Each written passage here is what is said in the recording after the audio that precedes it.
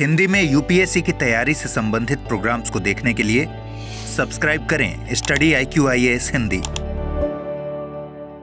UPSC CSE point of view से काफी students के मन में एक सवाल आता है कि ज्योग्राफी को एक्चुअल में रिवाइज कैसे किया जाए, इसको प्रिपेयर कैसे किया जाए अकॉर्डिंग टू यूपीएससी या फिर कोई भी स्टेट पीसीएस का एग्जामिनेशन। तो याद रखें बच्चे कि ज्योग्राफी बहुत ही डायनेमिक सब्जेक्ट है, बहुत ही इंटरेस्टिंग सब्जेक्ट है, बशर्ते यदि इसको सही तरीके से आपको पढ़ने की स्किल आती हो तो। अब सही स्किल क्या है और सही पैटर्न क्या है, किस प्रकार ज्योग्राफी को पढ़ा जाए। अब बहुत सारे क्वेश्चन आते हैं कि भाई हमें मैप बनाते नहीं आता है, हमें एक्चुअल में शॉर्ट नोट्स बनाते नहीं आता है। उन सभी क्वेश्चंस का आंसर यहां पर मैं आने वाले 5 से 6 मिनट में आपको देने वाला हूं। यदि आप किसी भी सब्जेक्ट को पढ़ते हैं उससे पूर्व मैं आपको एक छोटी सी जानकारी प्रोवाइड करा देता हूं कि भाई एक्चुअल में हमारे P2I बैचेस स्टार्ट हो चुके हैं स्टडी IQIAS हिंदी पर। मेरा नाम है अभिषेक कुमार, यहां पर मैं आपको ज्योग्राफी पढ़ाता हूं और यहां इन P2I बैचेस में जो हिंदी माध्यम की कक्षाएं हैं यह पॉलिटी से स्टार्ट होने वाली हैं।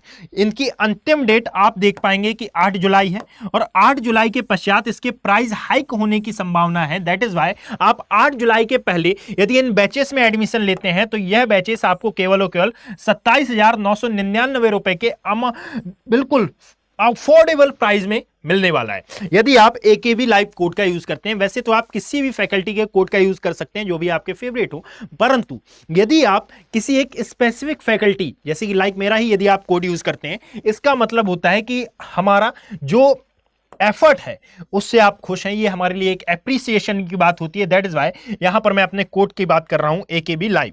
अब चलिए आते हैं आज के एक मेन क्वेश्चन पर कि क्या वाकई में यूपीएससी की जर्नी में ज्योग्राफी बहुत ज्यादा टफ है और क्या इसे हम सीरियस ना ले तो हमारा काम चल सकता है। नहीं बच्चे, पहली बात कि यदि आप ज्योग्राफी को सीरियसली नहीं लेते हैं तो आपका बिल्कुल भी काम नहीं चलेगा। कारण यह है कि यह ज्योग्राफी आपके GS पेपर 1 का पार्ट है और GS पेपर 1 एक महत्वपूर्ण रोल अदा करता है आपकी पूरी की पूरी जर्नी में। दैट इज वाई आपको इसे सीरियस लेना ही है और इंटरेस्टिंग सब्जेक्ट है। दैट इज वाई क्योंकि इंटरेस्टिंग सब्जेक्ट है, इसका मेन कारण यह है कि यदि आप ज्योग्राफी को देखेंगे तो इसका हर पहलू आपको अदर सब्जेक्ट के साथ कनेक्ट होता हुआ देखने के लिए मिलेगा। और ज्योग्राफी एक ऐसा सब्जेक्ट है जिसमें डायनेमिकता बहुत है, यानी कि यदि आप देखेंगे कि ज्योग्राफी पढ़ रहे हैं उसमें जियोपॉलिटिकल एंगल भी आएगा, उसमें एनवायरनमेंट भी आएगा, इकोलॉजी भी आएगा, उसमें अलग अलग प्रकार के डायमेंशन निकलते हुए मिलेंगे। यदि मान लीजिए मैं एक समुद्र तट की बात करूं, कोरोमंडल, तो कोरोमंडल की हिस्ट्री भी ज्योग्राफी में रिलेटेड है।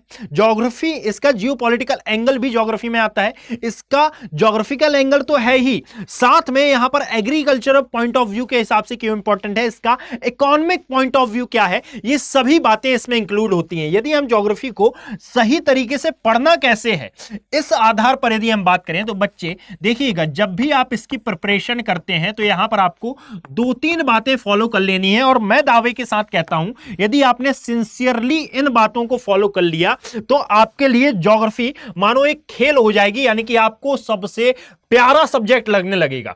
मेरा तो है ही भाई, है ना। इसको पढ़ने का एक्चुअल में सही तरीका यह है कि जब भी आप ज्योग्राफी पढ़ें तो याद रखें 2 चीजों का विशेष ध्यान रखना है आपको। पहला तो आप विदाउट मैपिंग इसको ना पढ़ें, और मैपिंग का मतलब यह नहीं कि भाई आपने बनाया मैप उठा लिया और आप उसको पढ़ने लगे।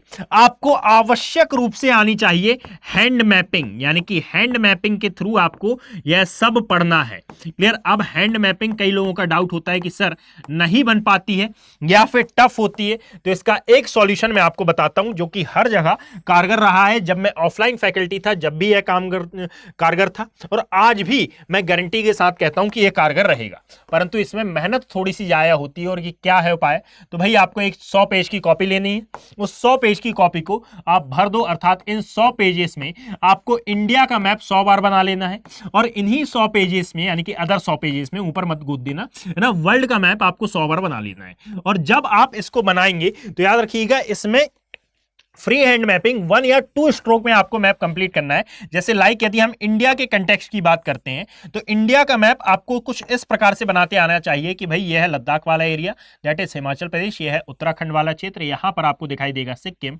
दैट इज नॉर्थ ईस्ट वाला पोर्शन, और यहां पर आपको बांग्लादेश दिखाई देता है, दैट इज लद्दाख। यहां पर आते हैं तो यह है जम्मू कश्मीर, यह प्रारंभ होता है राजस्थान, गुजरात, और यहां से महाराष्ट्र वाला सेक्शन, और यह हमारा इंडिया का मैप बनकर तैयार है। इसी प्रकार यदि आप वर्ल्ड मैप की बात करते हैं तो वर्ल्ड मैप भी आपको 2 या 3 स्ट्रोक में बनाते हुए आना चाहिए, है ना। ये अब मैं 2 या 3 स्ट्रोक की बात क्यों कर रहा हूं, तो एक्चुअल में जब आप एग्जाम में बैठेंगे तो एग्जाम में आपको इस मैप को बनाने के लिए अलग से टाइम नहीं दिया जाएगा। और आधे से अधिक लोग ज्योग्राफी में या फिर आधे से अधिक स्टूडेंट ज्योग्राफी में मैप इसलिए नहीं बना पाते हैं, कारण यह है कि उन्होंने इसकी 100-150 बार प्रैक्टिस नहीं की है। और जब आप इसकी प्रैक्टिस नहीं करते हैं तो याद रखिएगा, यदि आप यह सोचकर बैठे हुए हैं कि एग्जाम हॉल में हम मैप बना लेंगे, तो जब आपने प्रिपरेशन में नहीं बनाया है तो यह एग्जाम हॉल में भी नहीं बनेगा। और यदि आप बनाएंगे तो यह आपके 2 क्वेश्चन का टाइम खा जाएगा। और जब यह 2 क्वेश्चन का टाइम जाया हो जाएगा तो यहां पर अब यह टाइम कितना मायने रखता है और एक एक क्वेश्चन कितना मायने रखता है, यह बात आप अच्छे से समझ सकते हैं। क्लियर। तो जब तक आप अच्छे से 1 स्ट्रोक 2 स्ट्रोक में यह मैप ड्रॉ नहीं कर लेते, जब तक आप प्रैक्टिस करें, ये 100 पेज की कॉपी लें और इस 100 पेज की कॉपी को भर दें, इतने के बावजूद आपको मैप बनने लगेगा। कारण यह है कि आप यूपीएससी एस्पिरेंट हैं, आपके सोचने समझने ज्ञान वर्धन करने की क्षमता वैसे ही ज्यादा है। और यदि आपकी क्षमता वैसे ही ज्यादा है तो आप आराम से इतने में मैप बनाना सीख जाएंगे। दूसरी बात कि जब आपकी मैपिंग स्ट्रांग हो जाए, पश्चात उसके कि जब भी आप पढ़ने के लिए बैठें तो याद रखिएगा आपको एसेंशियल रूप से शॉर्ट नोट्स बनाना है, यानी कि मेकिंग शॉर्ट नोट्स। अब ये शॉर्ट नोट्स क्या होते हैं भाई, तो यदि मान लीजिए आपने हिमालय चैप्टर पढ़ा है ना, शॉर्ट नोट्स का मतलब कई लोग समझ लेते हैं कि जो कॉपी में लिखा हुआ है उसी को एज इट इज उतार लिया, नहीं। शॉर्ट नोट का मतलब है जो जो बात आपको इंपॉर्टेंट लगती है। जैसे लाइक यदि मैं बात करता हूं कि आपने एक चैप्टर उठाया, इसका नाम है हिमालय, हिमालय को हमने पढ़ना स्टार्ट किया, और जैसे ही हमने हिमालय को पढ़ना स्टार्ट किया तो इसमें सबसे पहले तो आया कि आप इसको बांट लो कुछ पार्ट्स में, है ना। अब ये पार्ट्स कौन कौन से हो सकते हैं, तो आप इनको डिवाइड कर सकते हो भाई, कि सबसे पहले तो आप पढ़ोगे कि हिमालय का जनरल इंट्रोडक्शन क्या होता है। हिमालय का जनरल इंट्रोडक्शन ये पढ़ना क्यों आवश्यक है, ताकि आपको मालूम तो चले कि एक्चुअल में हिमालय कहां पर स्थित है, ये वर्ल्ड में अपना स्थान कहां पर रखता है। जनरल इंट्रोडक्शन के बाद इसका ओरिजिन आप पढ़ते हो कि एक्चुअल ओरिजिन, या फिर इसी को आप नाम देते हो फॉर्मेशन का, कि एक्चुअल में हिमालय का फॉर्मेशन कैसे हुआ। हिमालय के फॉर्मेशन के पश्चात आप इसी हिमालय का क्या पढ़ेंगे, डिवीजन, कि एक्चुअल में इसका विभाजन किस प्रकार है। डिवीजन को आप यहां पर 4 पार्ट्स में डिवाइड करेंगे, ट्रांस हिमालय, वृहद Himalaya, trans Himalaya, greater Himalaya, lesser Himalaya, जिसको हम लघु हिमालय या मध्य हिमालय का नाम देते हैं, देन शिवालिक रेंज।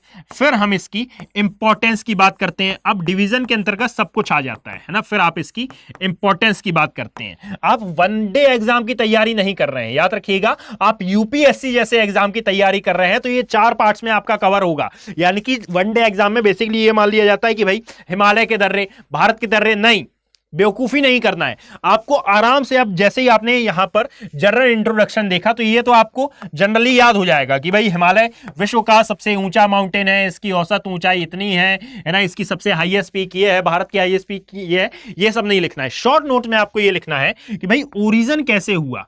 तो ओरिजिन के लिए आप देखेंगे कि हिमालय के निर्माण की व्याख्या कौन सा सिद्धांत करता है, इसको आप नाम देते हैं CDT, अर्थात that is continental drift theory.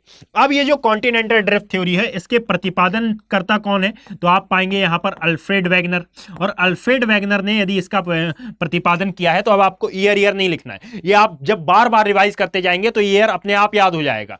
अब रिवीजन कैसे करना है, तो ये जो शॉर्ट नोट्स आपके बने हैं, अब इन्हीं शॉर्ट नोट्स का काम क्या है, जब आप पढ़ने बैठेंगे तो आपको कॉपी नहीं उठाना है, आपको ये शॉर्ट नोट्स उठाना है और इन शॉर्ट नोट्स से पढ़ना चालू करना है। कॉपी कब उठाओगे, कॉपी जब उठाना है जब आप अटक जाओ कहीं कि भाई इसके आगे अब मुझे याद नहीं आ रहा है, तो जब के लिए कॉपी है। आप रिवीजन के लिए कॉपी ना उठाएं, है ना, क्योंकि उसमें तो आपके पूरी हेल्प है ना, यानी कि उसमें तो पूरे नोट्स बने रखे हैं। अब आप कॉपी जब उठाएं जब आप कहीं पर बीच में अटकें, अदरवाइज शॉर्ट नोट्स है और आप शॉर्ट नोट्स से पूरे के पूरे रिवीजन करें। इससे होगा ये कि एज इट इज जो कॉपी में लिखा हुआ है वो आपके माइंड में सेटल डाउन होना चालू हो जाएगा, और यदि इस माइंड में एक बार बैठ गया, अब आपको कुछ नहीं करना पड़ेगा।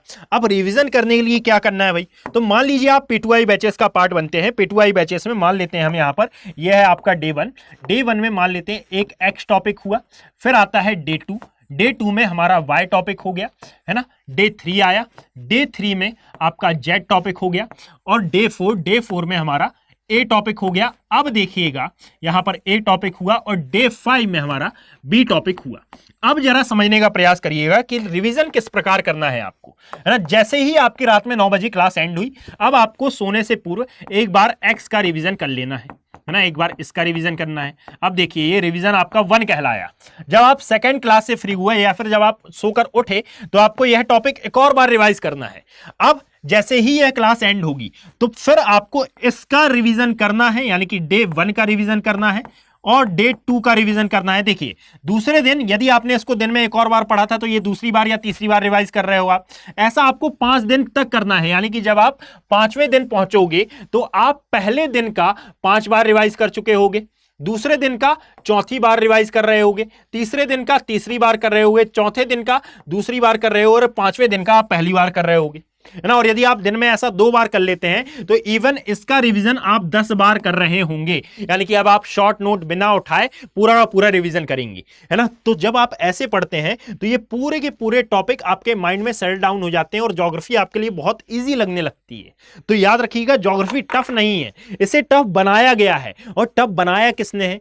हम ही ने। कारण यह है कि हमने रिवीजन की आदत नहीं डाली। तो याद रखिएगा बच्चे की यूपीएससी पढ़ने से ज्यादा, है ना, यानी कि हार्ड वर्क से ज्यादा स्मार्ट वर्क है। ज्योग्राफी कठिन नहीं है, इसको पढ़ने का बस एक तरीका होना चाहिए। और याद रखिएगा सीक्वेंस के साथ पढ़ेंगे तो यह और इजी होगा। क्लियर? यदि आपका कोई डाउट हो तो आप मुझे कमेंट सेक्शन में मेंशन कर सकते हैं। मेरा टेलीग्राम चैनल है ज्योग्राफी बाय अभिषेक कुमार, आप वहां पर भी मुझसे जुड़ सकते हैं। धन्यवाद। हिंदी में यूपीएससी की तैयारी से संबंधित प्रोग्राम्स को देखने के लिए सब्सक्राइब करें स्टडी IQ IAS हिंदी।